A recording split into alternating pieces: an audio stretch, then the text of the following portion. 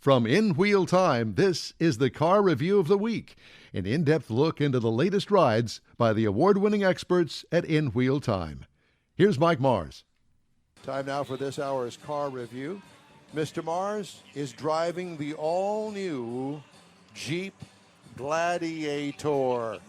Yes, sir. And I've been loving it. I'm going to tell you, this is the Gladiator Sport. It's the new midsize truck from Jeep. And I got to think about this the other day. We're going to do a story coming up in one of the future deals about all the midsize. Think about how many midsize trucks are out there now when 5 years ago, how many there were. None. But we're going to get to that. So this is a brand new model from Jeep. Comes in 4 different trim levels, the Sport, Sports S, Overland, and the Rubicon. And it kind of lines up with the rest of the things that Jeep's got going on in the Wrangler world. We had the Sport model. So, and it stays true to form for the Jeep styling. It's got the 7-slot grille up front. You're going to find automatic headlights, LED tail lights. It's got the black tube side steps. We had the soft top with a roll-up tonneau cover that was really nice. Cool, yeah. And there's a lot of things that I'm not going to be able to tell you everything about this truck, but I'm going to get to it. One of the things I really liked on the bed cover. Take your time. We got time. It's okay. On the bed cover, whenever you open it up, the side rails on the bed are not as tall as a regular truck. They're tall, but they're not as tall. I can reach over and touch the bottom of the bed. Okay. My truck, my 06 Ram truck, I can barely get over. Well, it sits a bit higher off the ground, too. Well, it does, and that's part of it. But they intentionally made the side rails shorter so that you could get in there and reach stuff. This tonneau cover on the back bed that you're talking about, did it come with it? It's an option. It's an option. It's an option, but you came can from order the factory. A factory tonneau yes. cover. Okay. And there's over like Mopar had 200 of these type of things ready to go before the first one rolled off the assembly line. Yes. So there are a ton of things out there.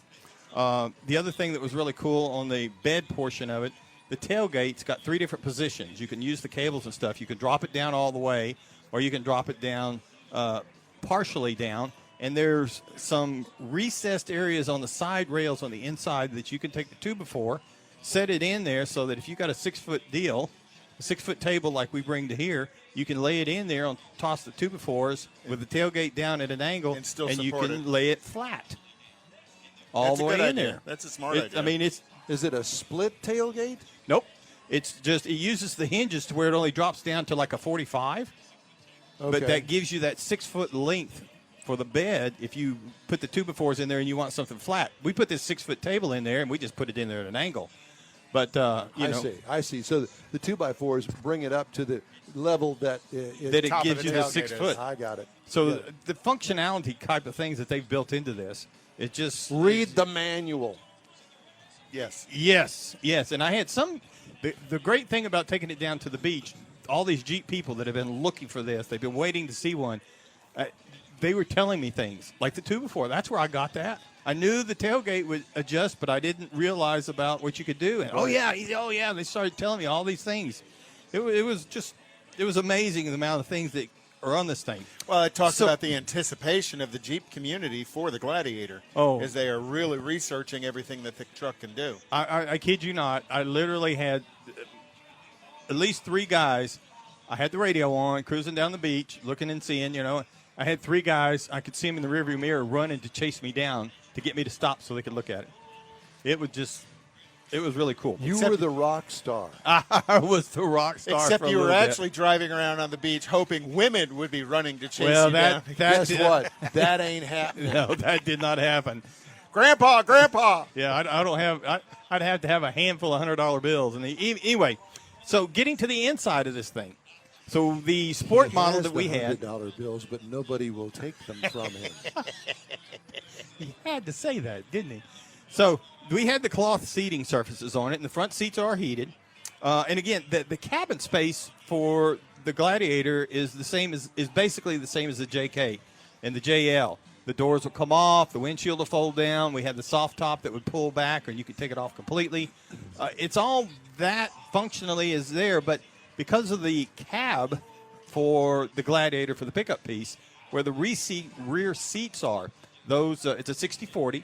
They will fold down or they will fold up. Fold up, they expose this recessed storage area underneath the seats. Goes all the way across. You could put some nice long things. One guy said, "Oh, I could put my AR-15 under there." I went, yeah, you could do that if that's what you were doing. So it's a lot of that functionality. Was his that's name built in Machine Gun Kelly or what? I didn't ask. Okay. And then whenever you do have the seats folded down, then you've got a nice flat storage area there to put it. Also had the Alpine audio stereo system that really works well because whenever you're driving this thing, we had the soft top. And it can, at first you notice the wind noise. There's some. Well, it's a soft top. I mean, road noise is going to, that's a natural with that. Right. No insulation. So I went down to the beach Thursday night late. So I had the stereo cranked up, 30 minutes headed down the highway. I never even noticed the wind noise anymore. It was rocking. And in driving it like that, it's got the 3.6-liter V6 under the hood. I mean, it's just a rock-solid engine under there. 285 horses, 260 pound-feet of torque at 4,400 RPM. 8-speed automatic. Now, it does come – it's available. You can get the 6-speed manuals, actually, the standard gearbox. But we had the 8-speed automatic. My limited experience, if I was really going rock crawling or something, I would rather have the automatic. Too easy to use. Rotary shifter down there on the console. Boom, boom, reverse drive if you were stuck. But that's just me in that case. But it had plenty of power. I was actually kind of surprised. I can't believe that you just said that, you traitor. You constantly talk about the fact that you really like the manual transmission. I do. And here you are, you're touting an automatic. In this What the hell case, happened to you? I actually You've gone to the soft side, I Mike went Mars. rock crawling. Age. Yeah, that's age. Yeah, you know what it is? It's that arthritic left knee. That's what it is.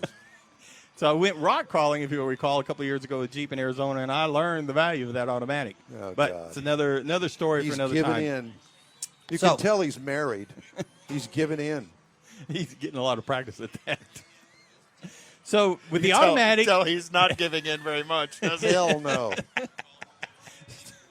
so properly equipped, this thing will tow 7,650 pounds loaded up, and it'll Wow, haul. that's a lot. That's a lot. But that's on the top range. Typically, this one came equipped. You could tow just under 5,000 pounds. But still, for a midsize pickup, I think that's pretty good. It'll haul 1,600 pounds in the bed as far as the load rate on it. We did have the 410 gears as part of the off-road package. So it had plenty of power. And going down the highway, yeah, you know how I drive, a little on the Heavy foot. faster side. But by the time I got down to the beach, which is a 90-mile straight run down there, 90-mile-an-hour straight run? well, that in some places, the onboard computer said I was getting 19.4 miles per gallon. Now, that dropped a little bit when you started riding up and down the beach and the sand and all. But so I do believe you could get 20. You know, if you didn't have the 410 gears in it. So that Plus? is an 8-speed automatic. Yes, Okay, 8-speed that's automatic. why, yeah. So, in the ride, Is this a long review? I'm just checking. I'll be through in 20 minutes, I promise. So, driving it doesn't have, because it uses the Ram 1500 style of link suspension, coil link suspension on the front and the back. It rides a whole lot better than any other Jeeps ever have. It's a whole lot easier. The suspension makes it a little bit more easy to handle. It doesn't have that death wobble that goes all over the place at 80 miles an hour. If you happen to be driving it that This is a fast. sponsor of this radio show. You can't talk about Well, the death wobble. You get in a Jeep that's 20 years old and try and drive 80 miles an hour, and you tell me what you call it. Okay. So, I call it wore out is what I exactly. call it. So this is the midsize truck, and I got to thinking about it and looking. Like I said, we're going to talk about this in an upcoming show, how this segment has grown, because now you can look at the Toyota Tacoma, you can look at the Chevrolet Colorado, the GM Ford Ranger. The Ford Ranger just got out of it. The Nissan Frontier's out there. Even the Honda Ridgeline's out there. And now Yeah, I don't look at the Ram Ridgeline as is a starting to truck, look but at, yeah. well, it's the midsize truck, though. So that's what I'm saying. There's actually 7 of them in that category. So, again, this is not – you're not going to confuse this as a luxury truck. This is going to be a Jeep truck. Now, the base price that we tested is $33,545 is what we started Not the bad. base. Now, the MSRP is tested with the options that we had on it. It's up around $48,915. But it's not – that sounds like a lot, but if you go look at the Tacomas and the rest of them and comparably equip them They're all to in try that and same do what range. that Jeep will do for you, it's the difference is going to be minimal. And you Plus, really need to drive this thing. It's a Jeep, and people want the Jeep brand. Yeah. And that's what makes the difference on it. Well, let me just say this about that. I am currently driving this week are you ready? Are you sitting down? Are you holding yourself? Conrad's not going to believe it. $90,000 Chevrolet Tahoe.